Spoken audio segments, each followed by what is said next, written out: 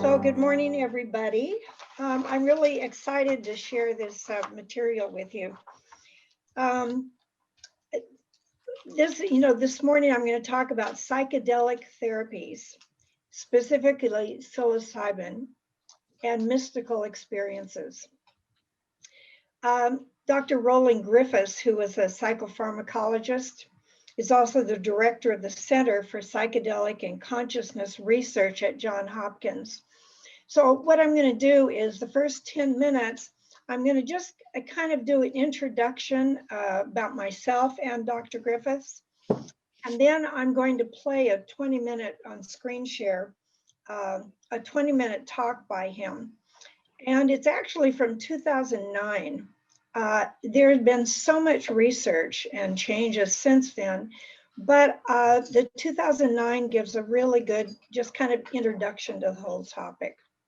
And then after Dr. Griffith's talk, then I'll open it up for anyone who would like to ask questions, have comments. So I just want you to know that's kind of the format this morning. Dr. Griffiths has specialized in researching mood altering, including addictive substances, for 45 years. This includes psilocybin, which is magic mushrooms, if you're more familiar with that term, LSD, ayahuasca, which is DMT, mescaline, which is peyote, nicotine, done a lot of work with cigarettes, caffeine, and more. And over the past 20 years, 25 years ago, Dr. Griffiths started his own meditation routine, which had become a huge part of his life. And that's how he originally even got interested in psilocybin, in the mystical experiences as a possibility that that's a door opening to that. And so some of the work that they're doing now, I'm very inspired by. It's they use psilocybin under carefully, and he'll describe that, under circumstances where they have a couple of guides or therapists with the person. It's done in a living room type environment. It lasts for 6 to 7 hours, usually, the experience. They have the person have eye shades on and listen to music.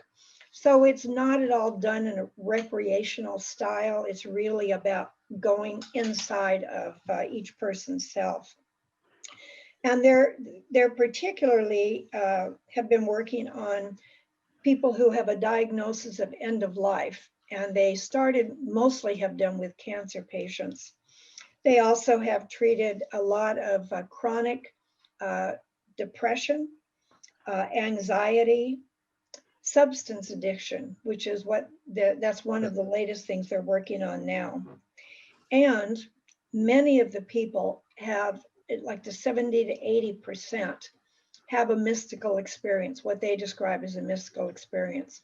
With only these 1 or 2 doses, it's a lasting experience.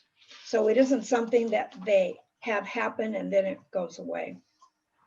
Now, he does not suggest the use of psilocybin outside this protected type of environment because there is a risk factor, including danger to self, like people running out in traffic, or causing harm to themselves or others. They're careful about screening people themselves for concern of pre-existing mental circumstances that could end up in psychosis. So now, whoops, my screen just went away. So Oregon is actually talking about legalizing it, and he wants to proceed slower rather than rapidly. He also does not suggest that psilocybin used repeatedly to reach mystical states.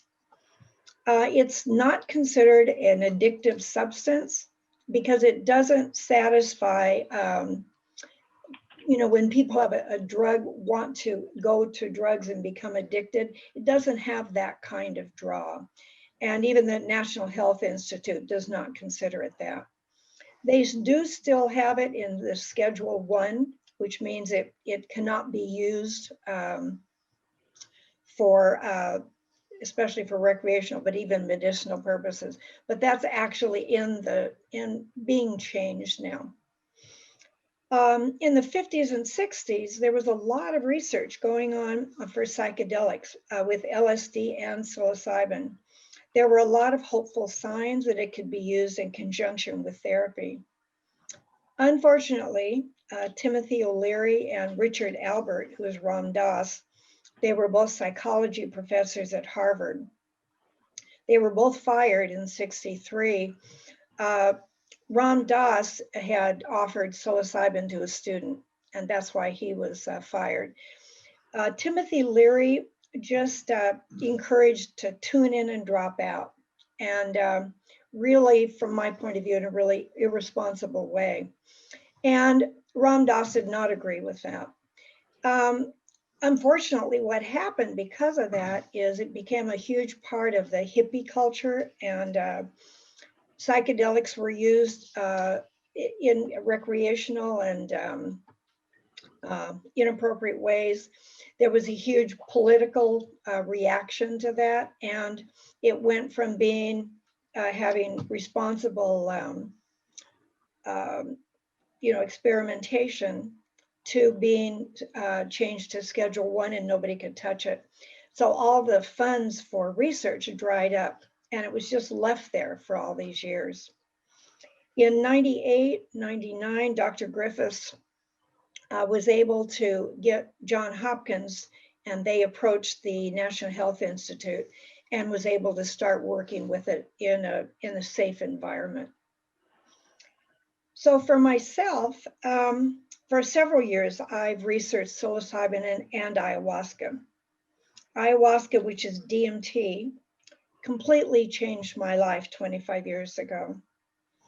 At 50 years old, I'm 76 now, it opened me up to experiences of the non-ordinary and also childhood traumatic memories of severe sexual abuse and also alien abduction that I had no idea existed.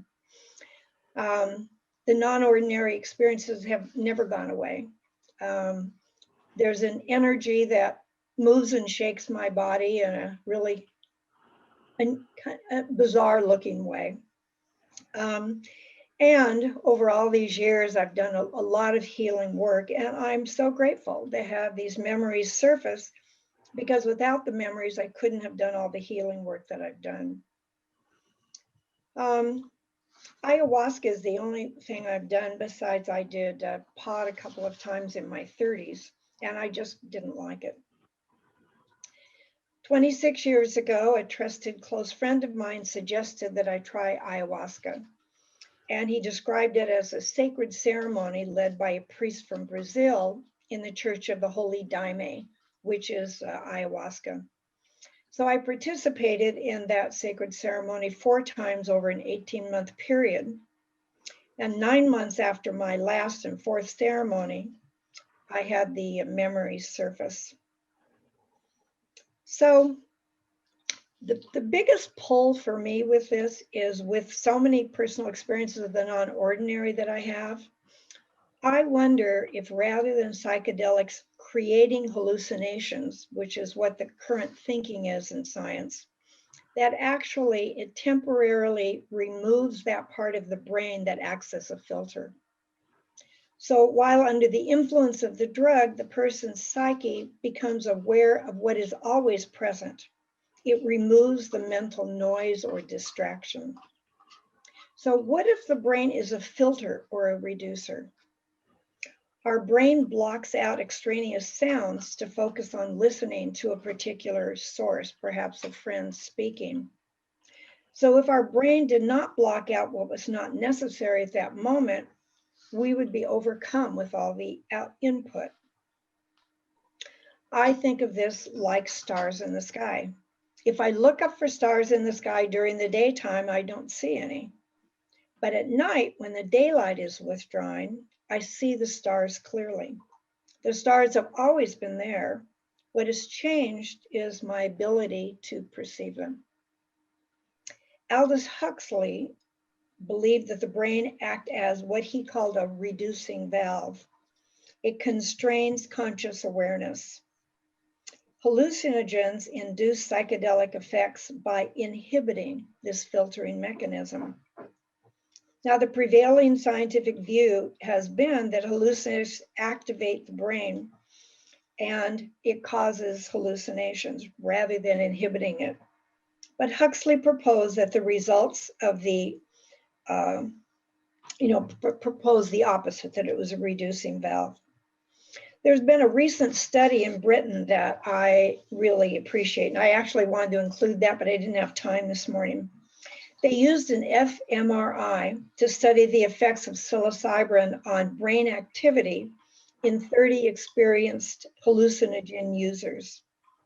In this study, they used an IV of 2 milligrams of psilocybin, and that produced a moderately intense psychedelic state.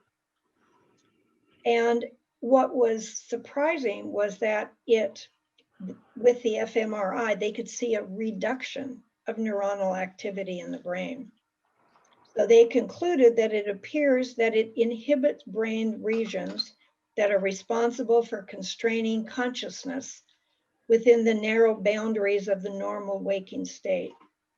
In other words, they came up with the same idea that Aldous Huxley proposed 50 years ago. So that's really the piece for me that is the most engaging. So I'm going to do a share screen, I hope, and share about a 20-minute talk with Roland Griffiths, and he does a great job of let's see, okay, of introducing psilocybin. Be sure to share a computer sound. Oh, thank you. I didn't know I had to do that. Yeah, go back and then it's in the lower left-hand corner. Lower left-hand corner of. Yeah, get out of this share right now and go back to the main screen where we're all there. Okay. Everybody forgets that. I didn't know about it. Yeah. Okay. So when you hit share screen in the lower left, you'll also want to click the box share computer sound. Got it. Oh, I had no idea. Okay. Yeah. So that should work now. What about optimized screen sharing for video clip? Do I need to click that or? Yeah, I don't click it, but it's fine. Yeah. Okay. Okay.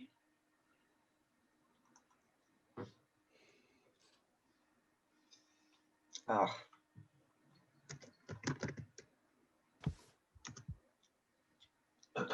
Sorry, I have a glitch. Be right with you.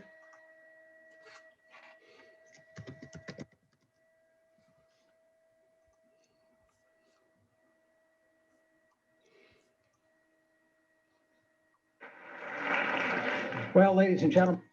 Can you hear that? We can hear it, but not see it yet. But not see it. Okay, so let me, gosh.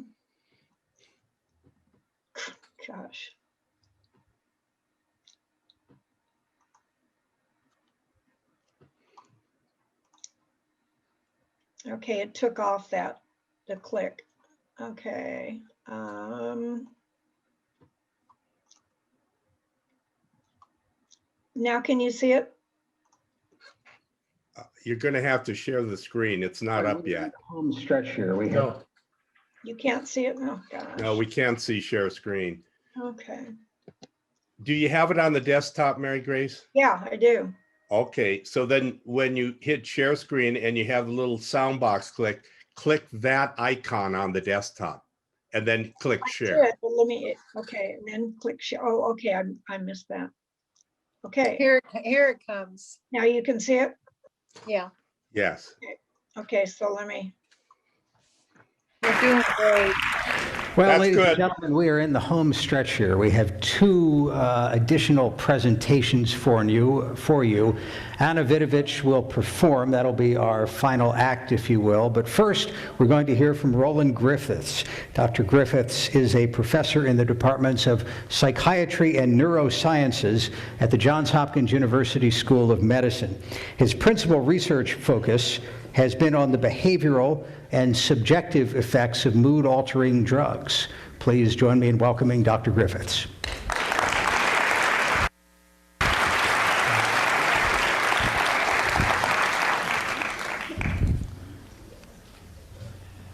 So for the next few minutes, I'm going to tell you a little bit about why I'm so excited about some research that we've been doing on psilocybin and the experimental mystical experience. Psilocybin is the principal psychoactive component of the psilocybe genus of mushroom, and this is the so-called magic mushroom. Psilocybin in the form of these mushrooms have been used for hundreds, possibly thousands of years in various cultures in structured manners for religious purposes. What I want to tell you about today is some research that demonstrates that psilocybin can occasion, at very high probability, mystical type experiences that appear virtually identical to naturally occurring mystical experiences reported by mystics throughout the ages and across different cultures. And as I'll describe, some of these findings really surprised me and I think have very provocative implications. Just a bit about my background. I've been at Johns Hopkins doing psychopharmacology research on mood-altering drugs of abuse for 35 years. About 15 years ago, I took up a meditation practice that really altered a core sense of self for me. And it got me asking questions about the nature of spirituality and mystical experience and how some of these kinds of sudden insights and mystical experiences can dramatically change people. It also prompted me to wonder about the relevance of my own research program in drug abuse pharmacology, until I became reacquainted with the claims, mostly from the 1960s, that classical hallucinogens like psilocybin can occasion sometimes mystical experiences. And the idea of getting involved in research with that had just immediate appeal to me. And it allowed me also to kind of delve more into the science of spirituality. Well, the idea of starting research on psilocybin is one thing. Actually getting it done is another. At the time we initiated this project, which is about 10 years ago, research with the classical hallucinogens, human research, had been completely suspended for about 30 years. And this was largely because of the drug excesses of the 1960s, and that created an emotional charge around research with these compounds that lingers today. Well, after very close scrutiny by Johns Hopkins and Food and Drug Administration, we initiated a study in healthy volunteers of the effects of psilocybin. The modest goal was to determine if we could safely evaluate both the acute and persisting effects of a high dose of psilocybin. 36 people were recruited locally. They were carefully screened because of concerns that psilocybin might harm some people. All reported at least intermittent participation in spiritual or religious activities, and none had any prior experience with a classical hallucinogen. Their average age was 46 years. They were highly educated, high-functioning group of people. We had physicians, psychologists, nurses, ministers, business people, a variety of vocations represented. Each volunteer participated in 2 or 3 8-hour sessions with 2 months between sessions. And although volunteers were told that they would receive psilocybin on at least one session, the design of the study effectively obscured to volunteers and to the session monitors exactly what other drug conditions might be administered. And this was to control for expectancy effects. And in fact, all of the volunteers received both a high dose of psilocybin and, to control for expectancy, a high dose of the psychostimulant methylphenidate or Ritalin on different sessions. Before the first session, monitors met with each participant on several occasions to establish rapport and trust, which is important for decreasing potential adverse effects from psilocybin. The 8-hour sessions took place in an aesthetic living room-like environment on our research unit. Participants came to the unit at 8 in the morning, took capsules then that either contained psilocybin or methylphenidate. 2 monitors were present throughout the sessions. The participant was encouraged to lay on the couch, wear eye shades and headphones through which they listened to a program of classical music. And they were encouraged to focus their attention inward on their inner experience.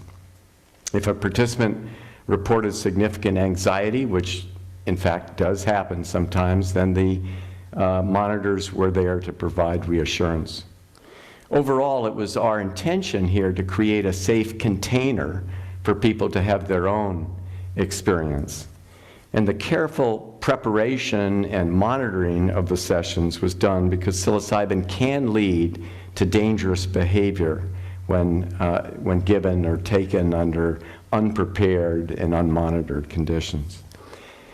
At the end of the session, and then at 2 months and 14 months, extensive questionnaires were completed and structured interviews. So what did the study show? Well, as we expected, both psilocybin and methylphenidate produced effects that peaked at about 2 hours and then were gone at about 6 hours. Also, as we expected, psilocybin produced effects typical of hallucinogen drugs. So there were perceptual changes like visual illusions, greater emotionality, both pleasant like joy or peacefulness, and less frequently unpleasant, such as great fear, and cognitive changes, such as a change in sense of meaning or suspiciousness. But the most interesting finding was that for most volunteers, psilocybin produced large increases in self-rated questionnaires that have been specifically designed to measure mystical experiences occurring in mystics throughout the ages. These are questionnaires that have been extensively studied. They've demonstrated cross-cultural and cross-religious tradition generalizability, but they had never before been used in a drug study. So in other words, on these measures, the psilocybin experience looks identical to naturally occurring religious experience. This shows some questionnaire data collected at the end of the session. It shows increases on several of the defining characteristics of mystical experience. In the upper left, the black bars are showing psilocybin response relative to methylphenidate. So in the upper left, we're seeing the core defining feature of mystical experience, and that's unity. This strong sense of the interconnectedness of all people and things, a sense that all is one, sometimes experienced as pure consciousness. And that's accompanied by a sense of sacredness, this noetic quality, the sense that what is being experienced is more true and more real than everyday reality, a sense of deeply felt positive mood, love, or peace, transcendence of time and space, and the sense that the experience cannot be adequately described in words. Increases on all 6 dimensions are thought to be definitive of mystical experience, and in this group of volunteers, over 60% met a priori criteria for having had a complete mystical experience. Now, although the physiological effects of psilocybin are gone by the end of session, the memories and thoughts about the mystical experience persist. So volunteers returned at 2 months, completed various questionnaires, and this shows their rating of how personally meaningful was the experience. And this is on a scale like an everyday experience at the bottom, going up to among the top 5 or the single most personally meaningful experience of my life. The black bars show psilocybin. 70% of people were saying this is among the 5 most personally meaningful experiences of my life. And I would ask people, what does that mean? Tell me about that. And someone might say, well, gee, you know, when my first child was born, my daughter, that changed my life forever. And recently, my father passed away. That was big. And say, it's kind of like that. It's kind of like that. Here they are filling out a questionnaire. How spiritually significant was the experience? Over 30% of these already spiritually inclined people are saying that this is the single most spiritually significant experience of their lives. 70% are rating it in the top 5. So when we initiated this study, I'd hoped that we might come across something interesting, but frankly, I was unprepared for these kinds of reports, so much so that we ended up adding these last 2 questionnaires that I've described after we had run the first couple of volunteers, because it is clear that we didn't have any scale that was going to measure the extent of attribution that people were going to make to this experience. And frankly, it was surprising to me. In my 35 years of doing psychopharmacology research with a whole variety of drugs, I've never seen anything so unique and powerful and enduring in terms of memory of drug experience. On a different scale, 80% of the volunteers said that the experience increased their sense of well-being and life satisfaction. No one said it decreased it. Another questionnaire assessed changes in attitudes and moods and social effects. People were making claims that they had more personal integration, enthusiasm, self-confidence. In terms of mood, they reported increased love and joy. Positive social effects claimed to be more perceptive, compassionate, increased positive relationships. And it wasn't just the volunteers who were reporting these kinds of effects. We also interviewed friends and family members before, during, and after sessions. And these ratings show these same kinds of positive effects after psilocybin. These positive memories and the positive attributions really don't appear to diminish in time. At 14 months follow-up, the ratings of meaning and spiritual significance and all these other attributions are essentially unchanged from 2 months. And here at 14 months, we have, in their own words, pulled out 4 quotations from volunteers describing the experience. The first one, the part that continues to stick out for me was the knowing and seeing and experiencing with every sense and fiber of my being that all things are connected. Another one, the sense that all is one, that I experience the essence of the universe and the knowing that God asks nothing of us except to receive love. A third one, the feeling of no boundaries, where I didn't know where I ended and my surroundings began. Somehow I was able to comprehend what oneness is. And finally, the understanding that in the eyes of God, all people, abusers, abused, Christian fundamentalists, Muslim fundamentalists, atheists, were all equally important and equally loved by God. And that, given the proper circumstances, I could be any one of them. So what are the implications? Well, that psilocybin can occasion, in most people studied, mystical type experiences virtually identical to naturally occurring experiences, suggests that such experiences are biologically normal. That is, we're wired for these kinds of experiences. Another very important implication is that such experiences are now, for the first time, amenable to systematic, prospective experimental study. And so that's one of the reasons that I'm so excited about this. There's so many different directions to take off on understanding this phenomenon. So from the perspective of biological psychiatry, it'd be interesting to explore how factors such as personality or genetics affect the likelihood of having such an experience. What would happen if confirmed atheists were recruited as volunteers? What would happen if you recruited people who were interested in undertaking a meditation or spiritual awareness practice? In fact, that's a study that we've just started. From the perspective of neuroscience, it would be valuable to know what brain pathways are activated. And so we can do a whole series now of reductionistic scientific questions to look at the neurophysiology and the neuropharmacology of these kinds of experiences. A third direction is clinical application.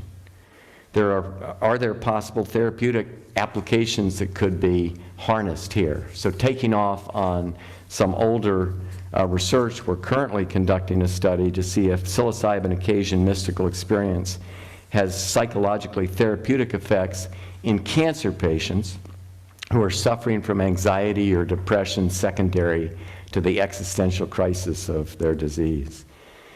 And the preliminary results indicate that the cancer patients are indeed experiencing the same kinds of shifts in positive attitudes and moods, often secondarily affecting family members. On a personal level, I can tell you it's deeply moving to see such shifts in people who are actively contemplating their own passing.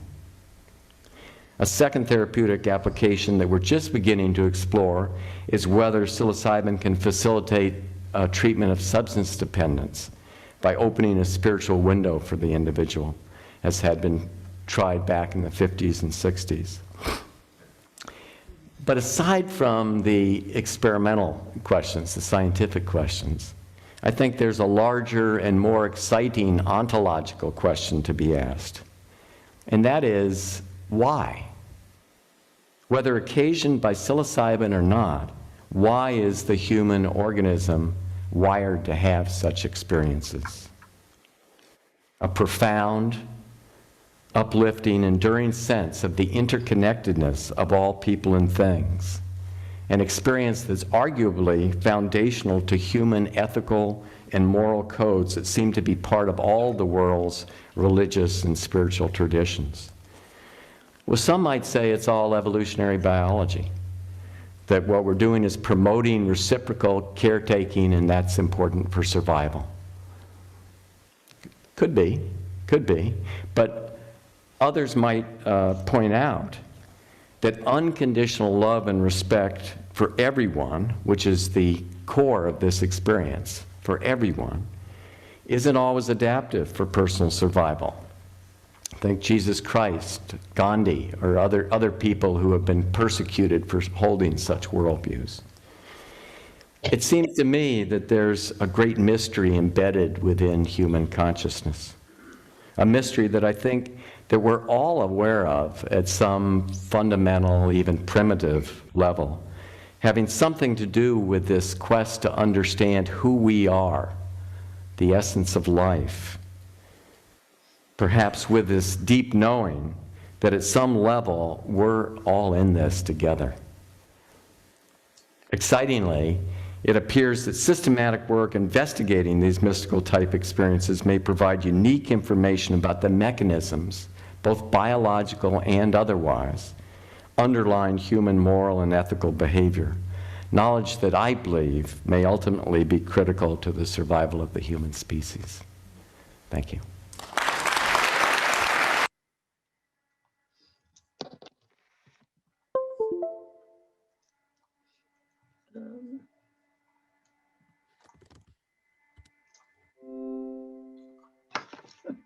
I'm trying to unshare here. Just go to the top and click. Stop share. Okay. Thank you. So that's 2009, and he has been funded both by the government and now through personal private groups, and has done a lot of research since then. They have really some astounding results with chronic depression, anxiety, end of life. He just completed one for tobacco, for stopping to smoke cigarettes.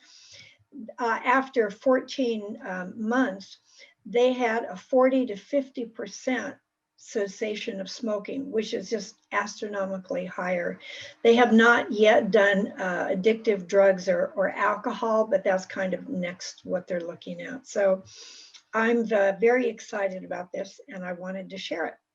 So let's take this time and just keep in mind, I imagine there may be a lot of people who may want to make a comment. Maybe Lovita, you can help me to see everybody who may raise their hand. So just raise your hand if you would like to share.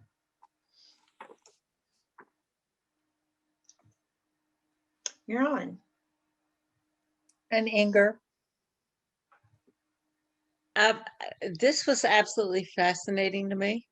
And I was wondering, I have a niece lived with me for 2 years. She had been in a mental hospital, and at 56, she adopted a little girl that she had fostered.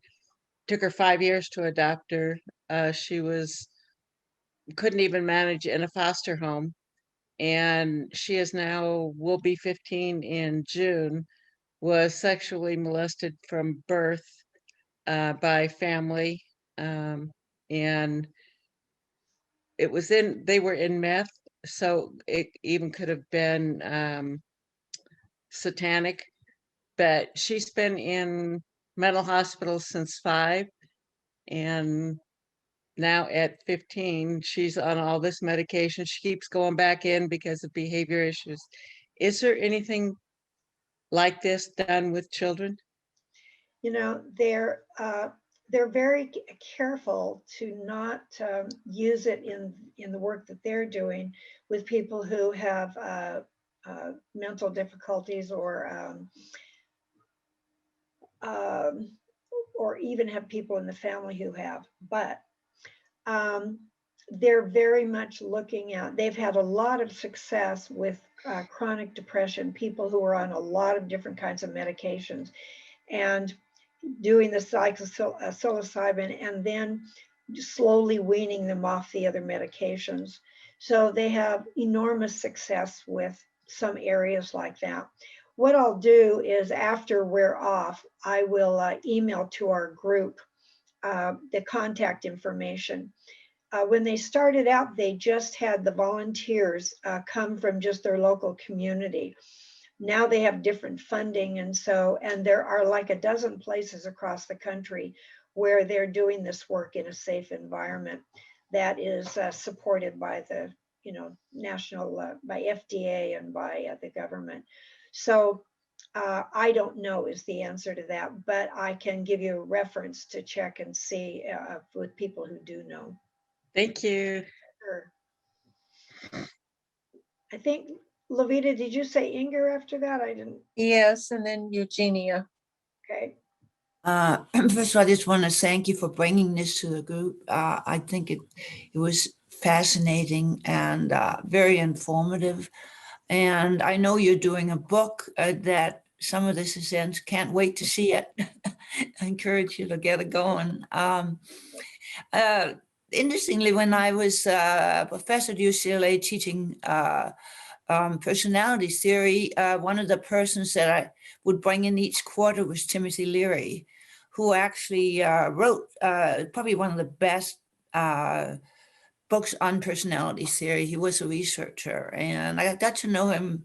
He used to call me every quarter and say, it's about time for me to come in again. He loved coming and talking to the kids. And he was always entertaining. And of course, half the audience would be parents, because the kids didn't know him, but the parents did. So, we went from 300-400 to sometimes 700, just squished into this auditorium. It was pretty crazy. And later I did a TV show where he actually was on for half an hour with me. So he was a fascinating man. I think he was a little maligned, actually. I think that the press sometimes chooses, what they say with different people. And my experience of him was that he was very spiritual, very bright man, a little bit of a character, definitely, but interesting. I found that with chronic depression, that those procedures were really very, very effective. Even then, this was back in the 90s, we were using it. So I think it has a lot of promise. My only concern would be that anybody who has any kind of a psychosis going on, where they're somewhat fragile, that I would recommend it be very careful to enter any of these procedures. Anyway, thank you again. I loved it, really loved it. You know, and I'll just say a couple of brief words. I've looked into Timothy Leary a lot because I've been interested in this, and it was interesting. Aldous Huxley and Ram Dass did their best to talk him out of, you know, the tune in, drop out kind of thing, and to keep it, because they were very much proponents of the psychedelics, but done in a safe environment. So yeah, it was kind of unfortunate what happened. But Yeah. Here we are doing it again. So yeah. Yeah, it's wonderful.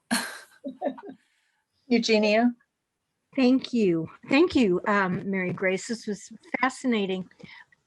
My question is about, do you know the demographics of the group? I mean, obviously they're self-selected people who responded, and we know that in the 2009. I just wonder over time if it's expanded, because when you have people who are already pretty stable, I mean, that's my question. Yeah, he refers to as healthy volunteers, and what he means by that is an absence of psychosis and what they think may be a predeterminant for that. There are, like I say, there's I think 10 places across the country that that offer this and are funded by these same sources. And John Hopkins is kind of the main place, and Roland Griffiths is, and he can refer people to that. They have had enormous success, like I say, with the chronic lifetime depression. It's been just kind of amazing with it. And they're now going into with alcohol abuse and other kind of substance abuse. So it's expanding. And, you know, Roland Griffiths wants to do it slowly. Oregon right now has contacted him, and they're talking about training therapists in Oregon if it does go through and it becomes legal to have therapists use it, that therapists would be trained on how to handle the psilocybin in therapy. So that's really the start of it branching out more, and just how they would train them. And so, yeah. Thank you. Yeah, and I was under the impression Oregon actually did pass that. It is now going to be instituted. It is legal now. Is it? Okay. That's my understanding. Yeah. Yeah, I didn't realize that. I know that they're in touch with Johns Hopkins around doing it in a way that's helpful. Thank you. Samuel. Thomas? Wait. I'm about to turn 70, and half a lifetime ago, when I was 35, I went for the harmonic convergence down to Mexico, to El Tule tree, which is a giant tree next to a church. And the night before, I spent it in Monte Alban, which are the pyramids above Oaxaca. And I had my first and only magic mushroom. And it was the most profound experience of my entire life. Yeah. And I remember saying to myself when I was under the spell of it, that I'm really glad that I waited till I was 35 before I did that. Because if you don't have a stable, somewhat stable foundation, you are putting yourself at risk. But it's tremendous at opening you up to realms and possibilities beyond your wildest imagination. Yeah. And I just kind of add to that. A lot of people are looking into microdosing with psilocybin. It is legal to buy magic mushrooms here. They online, it's all over. They sell you the how you can grow your own.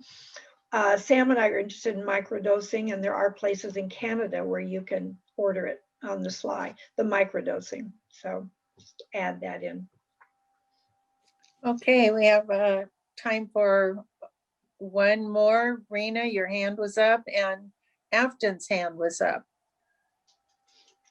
Yes, I want to say that among my friends, people are using microdosing.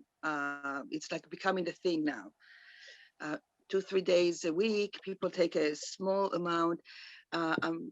So I wanted to acknowledge that. And I want to acknowledge too that I have such respect to this field. For my birthday, I got a sack of mushroom in February. I've not used it yet. I just want to say I'm waiting for the right conditions. But thank you for grounding it right now with your talk. I really appreciate that. Yes, and yeah, that things come up for healing. I guess that's what another thing I want to acknowledge, that I'm working with a client now that in a recent journey saw some deep stuff that she needs to work with, that and she's working with me for the past few months, and she's using microdosing before she comes to sessions with me. So there are all kinds of usages to continue the healing process, and so we can be more available. And that's a blessed gift from nature. Thank you, Rena. Thank you. Afton, did you want to speak? Oh, yes, Briefly? briefly. Yeah. First, there's an incredible biographical novel by T.C. Boyle, who does biographical novels on interesting people, Timothy Leary, which I found absolutely fascinating. And he always bases it on facts, but he makes it a novel. So if you like reading, I highly recommend it. My mother was in the research at UCLA before it became illegal, and she writes about it in her upcoming book that I will be publishing, I hope, within the year, in great detail about the research at UCLA and what it did for her, the transformation it did for her. And I'm about to start microdosing. I have a contact in Texas that's supposed to be very good, that tells you exactly how to do it, when you take time off, when you do it. So I'm looking forward to that, helping both with my depression and with the chemo I'm undergoing. So I'll keep you posted. Thank you. Thank you, Afton. Thomas, did you have your hand up or not? Yes, I did. I really thought the presentation was excellent. My question, I call it the Indian question, how? Is this so similar in Jungian terms that the drug helps and frees the unconscious to become more conscious, maybe without going into more detail? It's kind of a reductionist theory. Marigrace, that's what got me really intrigued, actually, the mystical experience possibility. Yeah. And then the recent research, I talked about the one in Britain, but there's others that have gone on that through an fMRI, that they are checking the person while they're on the psilocybin, and there is not more brain activity, which would be if it was hallucinations. There's less. So what they're coming away with is that the brain is like a reducing valve is what Albert actually said, that it's removing the blocks that we have so that we're aware of what's always there. So that's my belief now, and there's more and more research being done around that. Definitely, and if anything, our philosophy statement is so inclusive, it really bespeaks that wisdom. Yeah. With everything I've been looking into with this, having the experience of the oneness, the unity, the loving, we're all one. I do wonder if this is one way that our civilization will continue to survive. I think it's that important myself. Good. Yes. Thank you so much. You're welcome. So thank you, everybody, and we're at a close. We're at an end.